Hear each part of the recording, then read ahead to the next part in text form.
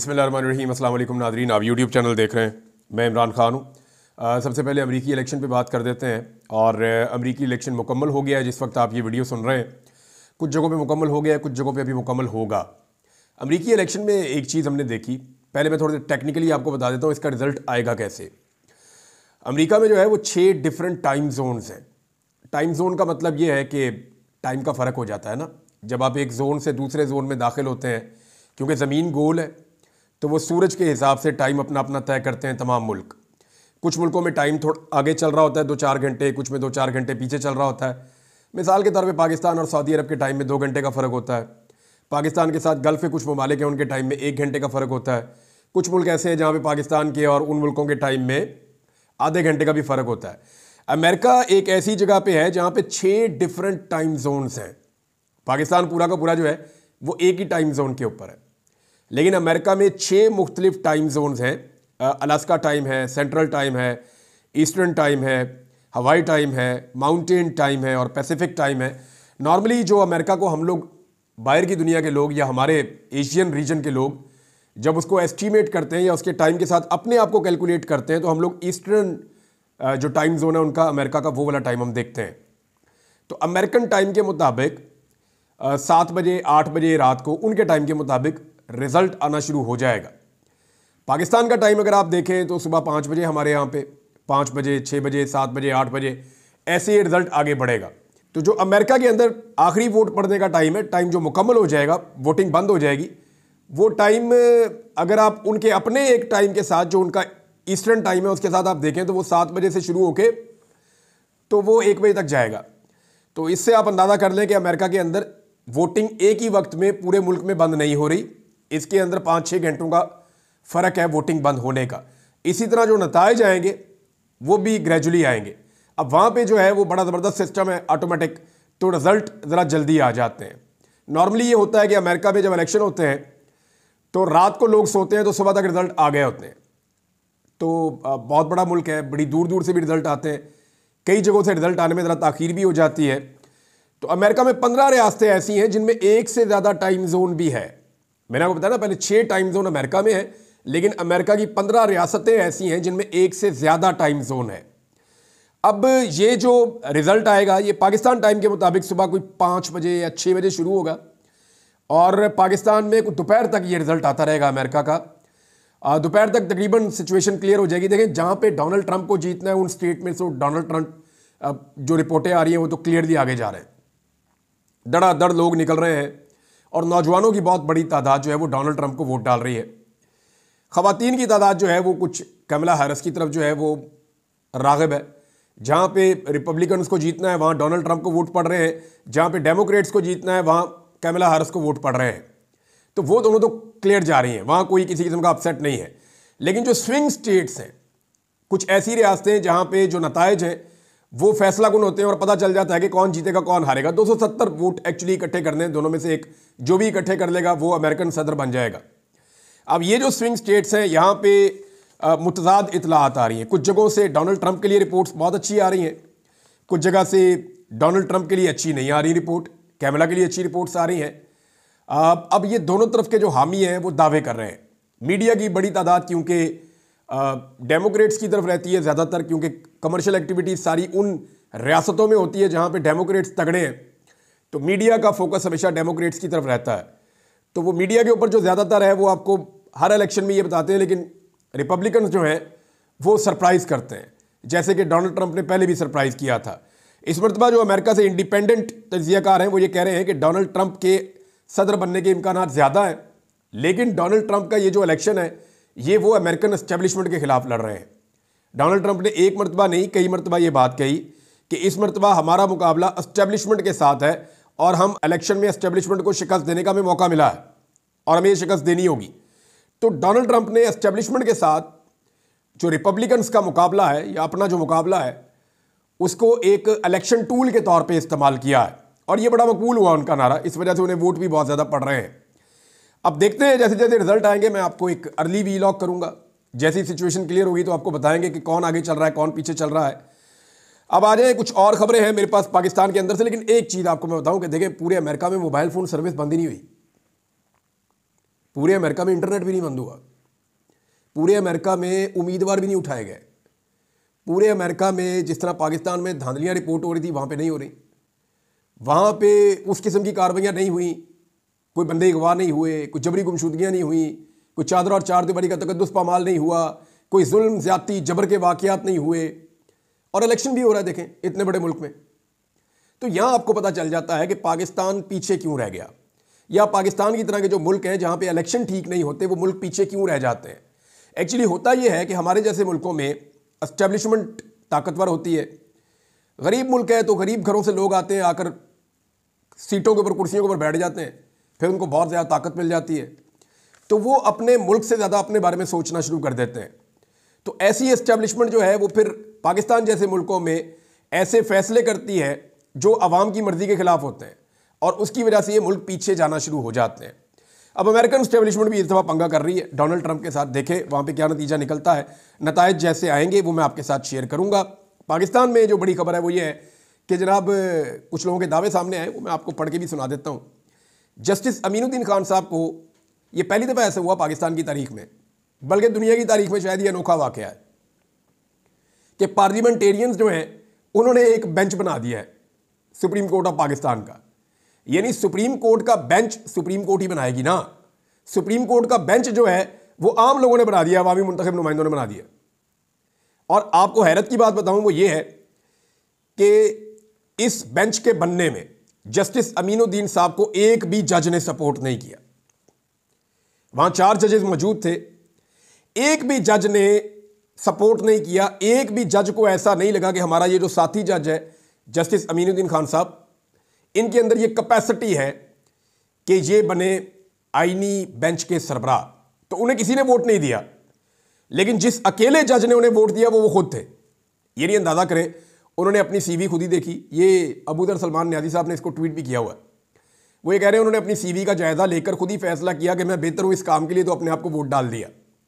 तो अपने आप को वोट डाल के वो बन गए सुप्रीम कोर्ट ऑफ पाकिस्तान के आईनी बेंच के सरबराह। और उनके तीनों साथी जजों ने कहा नहीं जी इस काबिल नहीं है। चीफ जस्टिस ने भी कहा, यानी तीनों साथियों ने अदम एतमाद का इजहार किया। और उनको बनाने के अंदर फिर किरदार किसने अदा किया? जो लोग जुडिशरी के बाहर से आए हो। यानी अंदर से जुडिशरी को लगता है कि आईनी बेंच का सरबराह जस्टिस अमीनुद्दीन को नहीं होना चाहिए, लेकिन जुडिशरी के बाहर के जो लोग हैं, जो बेनिफिशरी है सारे खेल के, उन्हें लगता है कि इनको ही बनाना चाहिए। अब लोग ये कह रहे हैं कि जस्टिस अमीनुद्दीन खान साहब जो हैं वो काजी फायद ईसा प्रो मैक्स हो सकते हैं। कुछ लोग तो ये कह रहे हैं कि फैसले जो हैं वो बाहर बैठ के काजी साहब वर्क फ्रॉम होम करेंगे और वो लिखेंगे और यहाँ पे वो फैसले सुनाए जाएंगे।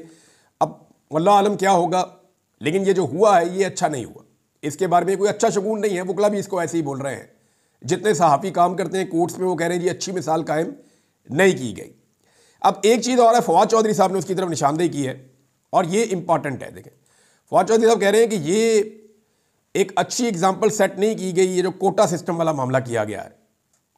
ये देखकर इंतहाई अफसोस होता है कि सुप्रीम कोर्ट के बेंचेस को कोटा सिस्टम पर बनाया जा रहा है। ये वफाक को नुकसान पहुंचाने की एक कोशिश के सिवा कुछ नहीं है। आने वाले दिनों में इसके शदीद मनफी असरात देखने को मिलेंगे। देखिए 6-6 से बराबर हो गया था, ये क्लेम कर रहे हैं लोग। जर्नलिस्ट भी ये क्लेम कर रहे हैं कि 6-6 से बराबर हो गया था मामला।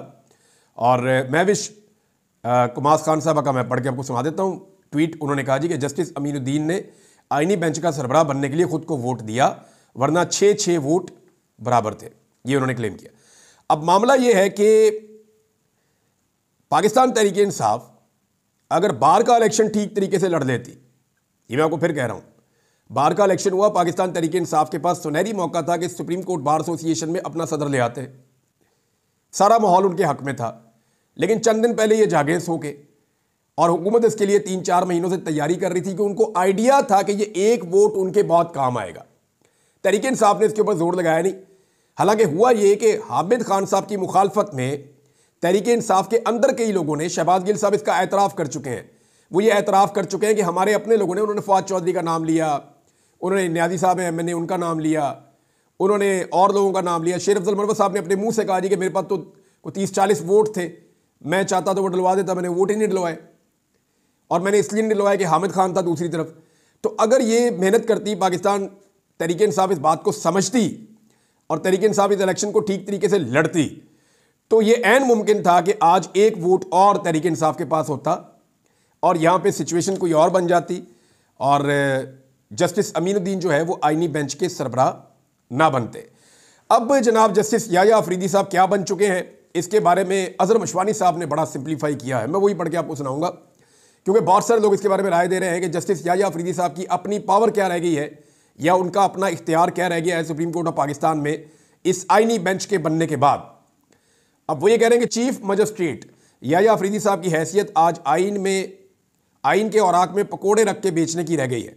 अब वो सिर्फ तलाक, हलाले और जायदादों के फैसले करेंगे और जिस गैर आइनी बेंच का रास्ता उन्होंने बनाया है वहाँ हुकूमती बेंच हुकूमती इक़दामात के हुकूमती मंशा के मुताबिक फ़ैसले देंगे।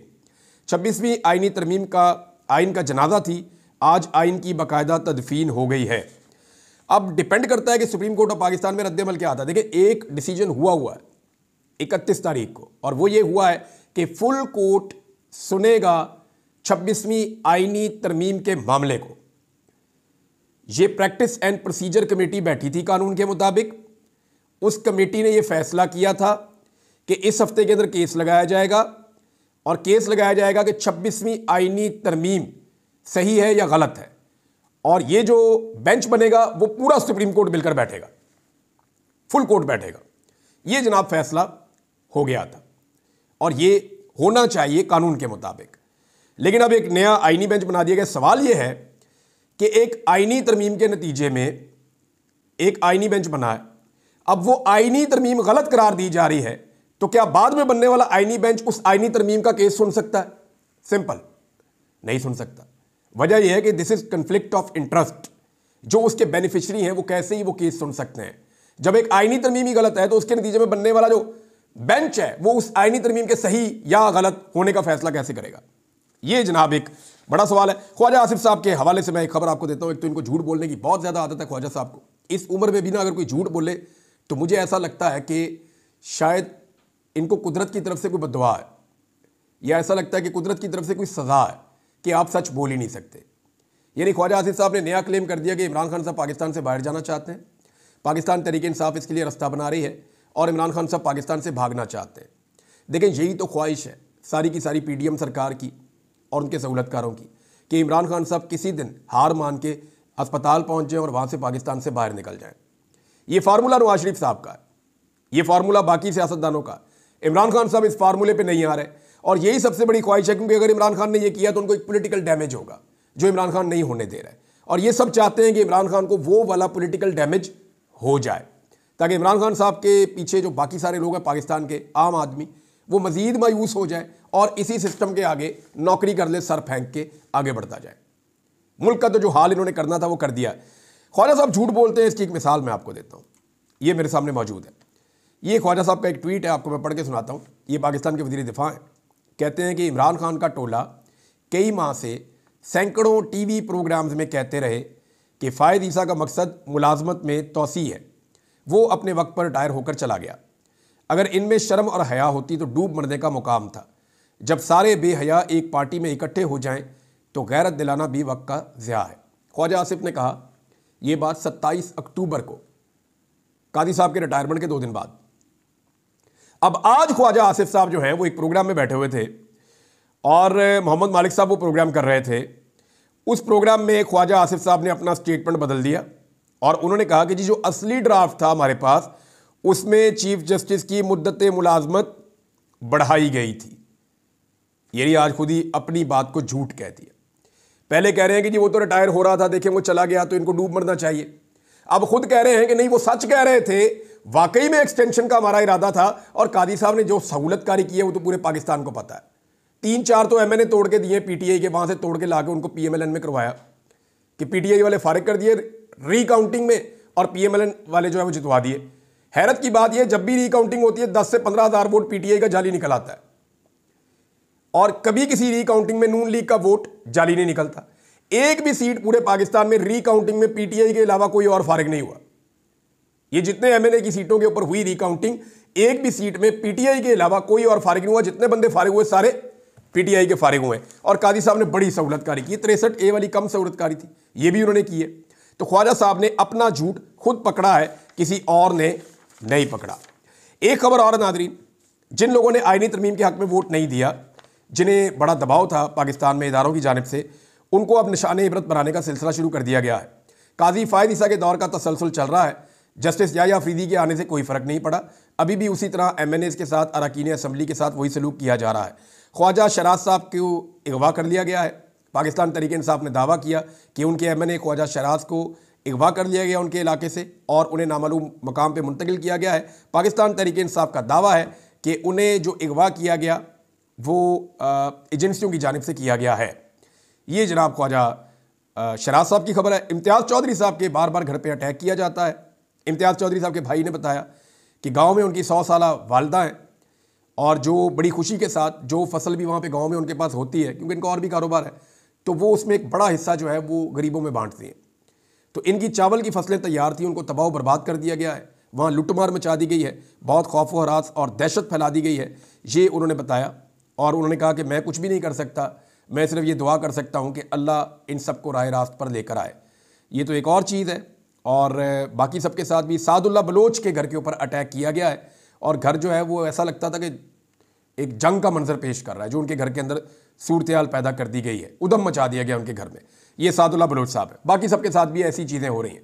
जिन्होंने इदारों का दबाव कबूल नहीं किया या जो लोग ज़बरदस्ती वोट डालने पर आमादा नहीं हुए, उन तमाम लोगों को अब निशाने इबरत बनाया जा रहा है, ताकि आइंदा के लिए लोगों को जो है वो इस बात का एहसास रहे कि जब उन्हें कहा जाए तो वो अच्छे बच्चों की तरह वोट डाल दें। तो नादरीन, काजी फ़ायद ईसा साहब के दौर का तसलसल तो चल रहा है, वो तो अभी रुका नहीं है। एक खबर और नादरीन मैं आपके साथ शेयर करता हूँ। बहुत ये लोग कहते हैं पाकिस्तान में बड़ी इन्वेस्टमेंट आ रही है, बड़ी इन्वेस्टमेंट आ रही है। एक रिपोर्ट है, ये रज़ी ताहिर साहब है जर्नलिस्ट, उन्होंने ये इन्फॉर्मेशन शेयर की है। मैं आपको इस इन्फॉर्मेशन का सिर्फ छोटा सा हिस्सा पढ़ के सुनाऊंगा, आपको आइडिया हो जाएगा। कुछ बिजली के हवाले से खबरें अगले वीलॉग में बताऊंगा आपको मैं, नहीं अगले वीलॉग में तो आपको मैं अमेरिका के हवाले से बताऊंगा, फिर उससे अगले वीलॉग में आपको बताऊंगा। अब 2019 में इमरान खान साहब के दौर में जो बैरूनी सरमायाकारी आई थी पाकिस्तान में, वो 2.8 अरब डॉलर थी, लगभग 3 अरब डॉलर के करीब। 2020 में जब कोरोना वायरस था, तब जो सरमायाकारी आई थी बाहर से, वो 2.06 अरब डॉलर थी। 2021 में जब कोरोना खत्म हुआ तो कुछ और बढ़ गई, तब भी कोरोना ही चल रहा था 2021 में भी, आपको याद होगा अच्छी तरह। वो फिर 2.15 अरब डॉलर हो गई। 2022 में जब शहबाज शरीफ साहब वगैरह ने इक़्तिदार पे कब्जा कर लिया तो एकदम कम होके 1.46 अरब डॉलर हो गई। 2023 में 1.82 अरब डॉलर हो गई।